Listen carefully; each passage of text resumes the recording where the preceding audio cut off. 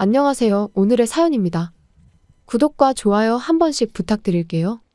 바로 사연 시작하겠습니다. 제 이름은 하유진이고 올해 30살이에요. 경기도에 살고 있고 동갑인 남편과 딸 할인이랑 셋이서 살고 있어요. 우리 집은 제가 일을 하고 남편은 전업주부예요. 왜냐하면 남편은 대장난치병을 앓고 있어서 일을 할 수 없는 상태거든요. 입원하기도 하고 남편의 병세는 좋아졌다 나빠졌다를 반복하고 있어요. 남편의 병이 확실하게 드러난 건 딸이 태어나기 얼마 전이었어요. 그 전부터 과민성 대장증후군으로 컨디션이 불규칙한 생활을 하고 있었어요. 그런데 점점 더 상태가 나빠지더니 결국 진단받은 병은 대장난치병인 거였죠. 남편은 제게 미안하다며 이제 곧 아이가 태어날 텐데 아빠인 자기가 이런 상태라 죄스럽다고 몇 번이고 제게 사과를 했어요. 저는 사과하지 않아도 된다고 하고 앞으로 태어날 딸과 셋이서 행복하게 살고 싶다고 했어요. 그러기 위해서라면 제가 무엇이든 하면 되는 거니 남편에게 병에 지지 말고 힘내라고 계속 격려해 주었어요. 이 말은 남편을 향한 말이지만 또 한편으론 저 자신을 격려하는 말이기도 했어요. 그렇게 딸이 태어났고 출산 휴가가 끝나면서 저는 직장에 복귀하게 되었어요. 남편의 컨디션을 고려해 딸은 어린이집에 맡기기로 했어요. 남편이 컨디션이 좋을 때는 남편이 딸을 하원시킬 때도 있었어요.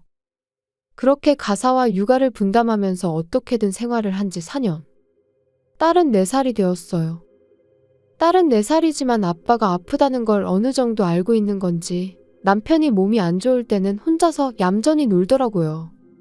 어떨 때는 남편을 도와주려고도 하는데 이럴 때는 돌돌이를 쥐어주면 재미삼아 밀고 다녀요.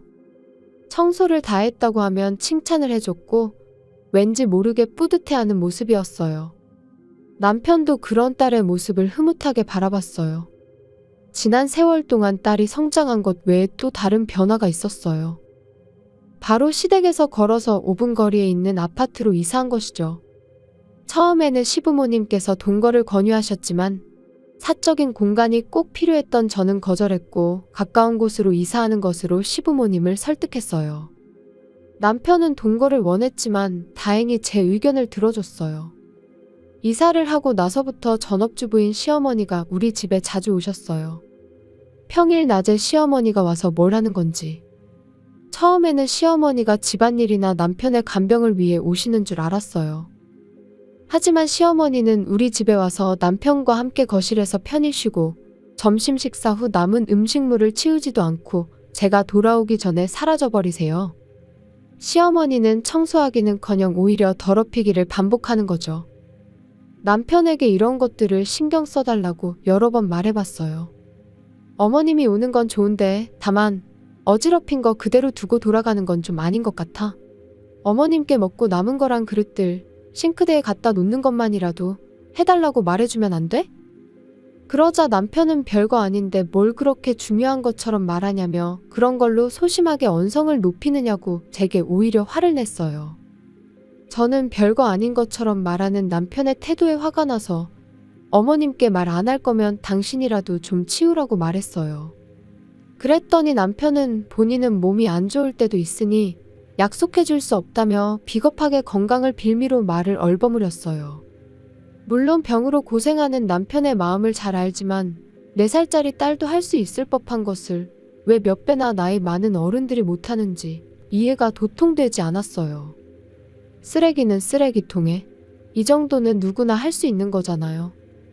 그리고 시어머니의 만행은 이뿐만이 아니에요. 저녁으로 먹으려고 만들어 놓은 음식을 먹어버리는 거예요. 저녁이면 저는 시간이 별로 없어요. 퇴근하고 돌아오면 배고픈 우리 딸이 기다리고 있거든요. 빨리 요리를 완성하기 위해선 미리 만들어 놓거나 미리 준비해 놓는 것은 정말 필수예요. 그래서 미리 만들어 놓은 음식을 시어머니는 아무 거리낌 없이 먹어 치우는 거예요. 함께 점심을 먹는 남편은 시어머니가 먹는 음식이 딸을 위해 미리 만들어 놓은 음식이라는 걸 분명 알 거예요. 그런데도 아무런 신경도 쓰지 않고 그냥 먹게 놔두는 거죠. 이쯤 되면 저도 짜증이 납니다. 그래서 이번에는 시어머니에게 직접 항의하러 갔어요. 어머님, 우리 집 냉장고에 있는 것들 마음대로 먹지 마세요. 그것들 할인이를 위해 만들어 놓은 거예요. 집에서 점심을 먹는 건 좋지만 먹을 음식은 가져와서 드시면 안 돼요. 화가 나서 시어머니에게 말했더니 시어머니는 무뚝뚝하게 얼마나 대단한 음식이길래 그렇게 화를 내냐며 그 정도 반찬쯤이야 금방 만들 텐데 화를 낼 만큼 오래 걸리냐고 되물었어요. 저는 시어머니의 말투에 짜증이 났어요. 일단 마음을 가라앉히고 제 입장에서는 직장인이기에 시어머니와는 시간 쓰는 방식이 다르니 이해 좀 해달라고 부탁드렸어요. 그랬더니 시어머니가 전업주부로 지낸다고 지금 무시하는 거냐며 일한다고 유세 떠는 거냐며 나무라시는데 너무 황당했어요. 이렇게 계속 서로가 자기 주장만 내세운다면 답이 나오지 않을 것 같았어요. 그때 마침 시아버지가 들어오셨는데 무슨 일이냐고 물으셨어요. 시어머니가 바로 입을 여셨는데 자기에게 유리하게만 이야기하시는 거예요. 시아버지는 그냥 가만히 듣기만 하셨어요. 시어머니의 이야기가 끝나자 제 이야기도 들어보겠다고 하셨어요. 양측의 주장을 듣고 시아버지가 내린 판단은 어머님이 저를 괴롭히는 것 같다는 거였어요. 그래서 당분간은 우리 집에 가지 말라며 시어머니께 호통치셨어요. 다행히 저희 완전한 승리로 끝났어요. 정말 시아버지께 너무 고마웠어요. 하지만 시어머니는 이대로 물러설 수 없었을 거예요. 남편을 끌어들여 저를 향한 복수를 생각하는 것 같았어요. 그리고 정말 시어머니는 우리 집에 오지 않으셨어요. 남편이 요즘 엄마가 오지 않는데 무슨 일인지 아냐고 묻기도 했는데 저는 시침이 떼고 아무것도 모른다고 했어요. 남편에게 괜히 다 말해서 시어머니에게 동정이라도 받으면 또 곤란한 일이 생길 것 같아 그냥 조용히 넘어가고 싶었거든요. 그로부터 3개월이 지났을 때였어요. 솔직히 한 달쯤 지나면 또 우리 집에 오지 않을까 라고 생각했었던 터라 앞으로 무슨 일이 생길까봐 걱정이 될 정도였어요. 그러던 어느 날 일이 너무 바쁜데다 그날따라 몸이 좀 안 좋았어요. 다음날 업무에 지장을 주면 안 되겠다 싶어 정시에 퇴근하고 집에 가려고 할 때 시어머니에게 전화가 왔어요. 저녁에 다 같이 모여서 저녁을 먹자며 준비는 알아서 해놓을 테니 참석하라고 하셨어요. 뭔가 안 좋은 일이 일어날 것 같은 느낌이 들어 저는 크게 한숨을 내쉬었어요. 시댁에 도착하니 시어머니와 남편 그리고 딸이 기다리고 있었어요. 그리고 남편이 갑자기 이런 말을 꺼내는 거예요. 계속 생각했는데 내 몸 상태가 좀처럼 안정되지 않는 것 같지 않아? 갑작스러운 이야기에 뭐라고 대답해야 할지 몰랐어요. 그러자 시어머니가 남편의 몸이 좋아지지 않는 건 모두 다 저 때문이라고 했어요. 너무 놀란 저는 입이 떡 벌어졌어요. 매일 못생기고 역겨운 집사람 얼굴을 보니 안 아프다가도 다시 아픈 것 같아. 매일매일을 남편과 딸을 위해 열심히 사는 사람에게 어떻게 저런 말을 할 수 있는지. 저는 머릿속이 복잡해져 대답할 수 없었어요. 그때 남편은 비장의 카드를 꺼냈어요. 바로 저보다 더 좋은 여자와 재혼하겠다는 거였죠. 환경이 바뀌면 이 병도 증상이 좋아질 거라는데 저는 잘 돌아가지 않는 머리로 생각해낸 한 가지 질문을 던졌어요. 원하는 게 이혼인 거냐고 물은 거죠. 남편은 웃으며 시어머니에게 신호를 보냈는데 시어머니는 안방 선반에서 서류 한 장을 꺼내왔어요. 그건 바로 이혼 신고서였고 이미 남편은 서명을 마친 상태였어요. 서명하기 전에 저는 꼭 들어야 할 말이 있었어요. 좋은 여자랑 재혼하겠다고. 재혼 상대는 있어? 그런 건 차츰 생각해 볼 거야. 지금 다른 여자랑 만나고 있으면 바람 피웠다고 해서 위자료를 줘야 하잖아. 이미 그런 건 다 생각해놨지. 할인이는 어떻게 할 건데? 할인이는 내가 데리고 살 거야. 그러니까 당분간은 할인이랑 여기서 살 테니 너는 아파트로 돌아가든 친정으로 돌아가든 이사 갈 집 알아보도록 할래? 혼자서 이혼을 추진하면서 딸의 양육권까지 마음대로 가져가려고 했어요. 이혼은 어쩔 수 없다 해도 딸의 양육권만은 절대 남편에게 넘길 생각이 없었어요. 할인이는 내가 데려갈 거야. 아직 벌이도 없는 사람한테 어떻게 맡겨?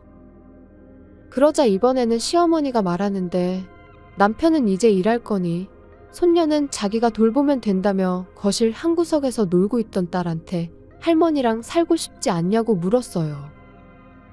그랬더니 딸은 엄마랑 살고 싶다고 했어요. 그 말에 다급해진 시어머니는 조급한 표정으로 딸을 설득하려 했어요. 하지만 딸은 고집스러운 면이 있어서 아마 생각을 바꾸지 않을 거예요. 당연한 결과였지만 딸이 저와 함께 있고 싶다고 해서 너무 기뻤어요. 딸이 저와 함께 할 거란 걸 알았기 때문에 저는 이혼 서류에 서명했어요. 저는 딸을 데리고 친정으로 갈 거고 지금 살고 있는 아파트는 부동산에 내놓을 거니까 빨리 짐 빼가라고 했어요. 일주일의 시간을 주겠다고 말하고 딸을 데리고 집을 나섰어요. 뒤에서 딸을 부르는 남편과 시어머니의 목소리가 들렸지만 모두 무시했어요. 다음 날은 토요일이었기 때문에 우리는 필요한 최소한의 짐만 들고 친정으로 향하기로 했어요. 참고로 어제 전 남편은 이 아파트에 돌아오지 않았어요. 친정집까지는 차로 1시간 정도 걸리는 거리예요. 친정집에 가는 길에 딸과 최근 있었던 이야기를 나눴어요. 그러다가 흥미로운 이야기를 들려줬어요. 어느 날 어린이집에서 하원할 때 남편 대신 시어머니가 데리러 왔다고 해요. 시어머니와 함께 아파트에 들어가려는데 현관에서 처음 보는 여자가 나왔다고 해요. 시어머니는 다급한 목소리로 너무 일찍 왔다고 미안하다고 했다는데 전 남편은 괜찮다며 아직 딸이 어리니까 금방 까먹을 거라고 말하며 그 여자를 배웅했다는 거예요. 아직 딸이 어리지만 이야기를 들어보니 이건 분명 바람을 피운 게 확실했어요. 나중에 상대를 찾을 것처럼 하더니 이미 상대가 있네. 저는 화가 치밀어 올랐어요. 이런 거짓말을 아무렇지도 않게 하는 전 남편에게 더 이상 딸을 맡길 수 없어요. 집에 도착한 우리를 부모님이 환하게 맞아주셨어요. 당분간은 여기서 출근을 하려고 했어요. 딸은 어린이집에 갈 수 없으니 당분간 집에 있게 하고 엄마가 돌봐주기로 했어요. 그리고 딸이 말한 내용을 뒷받침하기 위해 저는 흥신소에 조사를 의뢰했어요. 조사를 의뢰하는 동안 변호사도 선임해 양육권 문제도 해결하기로 했어요. 분명 전 남편은 쉽게 포기하지 않을 것 같았거든요. 1개월 후 조사 결과가 나왔는데 설명을 들으니 전 남편은 역시 외도 상대가 있었어요. 외도는 우리가 이혼하기 3개월 전부터 있었던 것 같아요. 전 남편은 몸이 안 좋은 날에는 여자를 집으로 데려오고 몸이 좋은 날에는 대낮부터 당당하게 데이트를 하고 있었던 거죠. 상간녀는 아직 20대 여자였어요. 저는 문득 이런 의문이 떠올랐어요. 이 두 사람은 도대체 어디서 만났을까? 조사 결과를 자세히 읽어보니 데이트 어플로 만난 듯 하더라고요.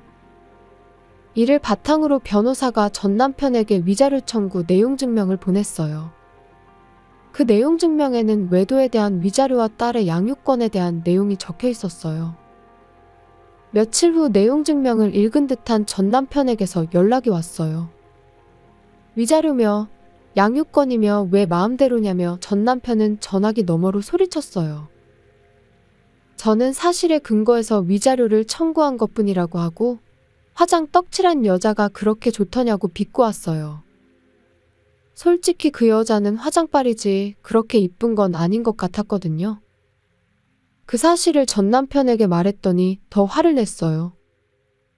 지금은 저보다 그 여자가 훨씬 이뻐 보이고 소중하다고 하길래 그럼 할인이는 중요하지 않다는 뜻으로 이해해도 되겠냐고 물었어요.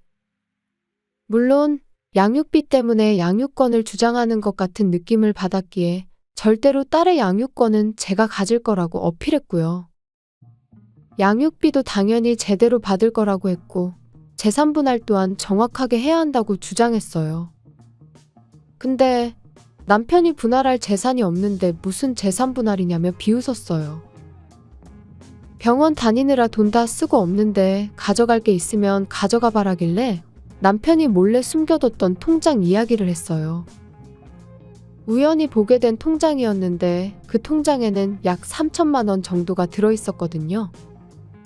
그래서 그 돈이라도 재산분할 하겠다고 하니 남편은 결혼하기 전에 모아놨던 돈이니 재산분할 대상이 아니라고 큰소리 치는데 정말 어처구니가 없었어요.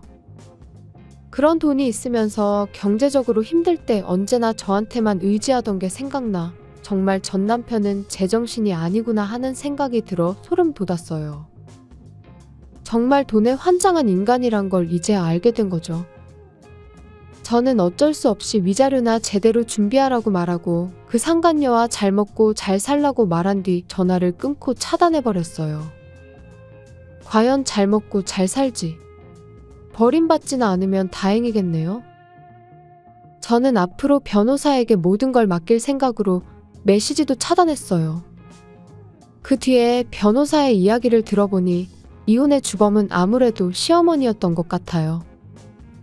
시아버지에게 혼이 난 걸 빌미로 전 남편까지 끌어들여 저를 궁지에 몰아넣으려 했던 거였죠.